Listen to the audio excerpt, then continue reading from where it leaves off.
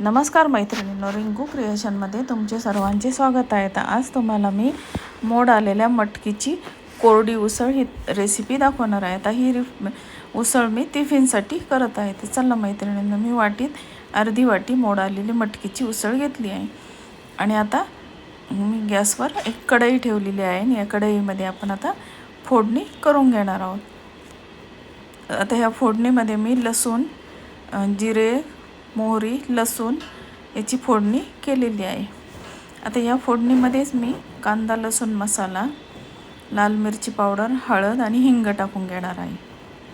तर बघा, आता फोडणी आपली तयार झाली आहे. त्याच्यामध्ये मी सर्व मसाले टाकून घेतलेले आहे. आता त्यामध्ये मी मोड आलेल्या मटकीची उसळ टाकून घेतलेली आहे आणि आता ही व्यवस्थित अशी हलवून घ्यायची आहे. आता मी कढीपत्ता टाकत आहे, कारण कढीपत्ता अगोदर टाकला तर सर्व तेल गॅसच्या शेगडीवर उडते, त्यामुळे कढीपत्ता हा नंतरच टाकायचा.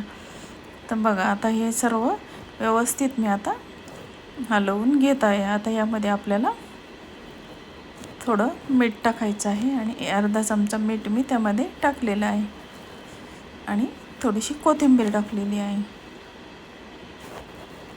तर बघा मैत्रिणींनो, आता ही व्यवस्थित आपण आता पुन्हा एकदा व्यवस्थित हलवून घेऊया. आणि आता 2 मिनटामध्ये आपली मटकीची उसळ रेडी झालेली आहे. तर बघा मैत्रिणींनो, अशा प्रकारे आता ही मोड आलेल्या मटकीची उसळ मी सर्विंग बाउलमध्ये काढली आहे. तुम्हाला ही रेसिपी कशी वाटली, आवडली तर लाईक, शेअर, सबस्क्राईब करा.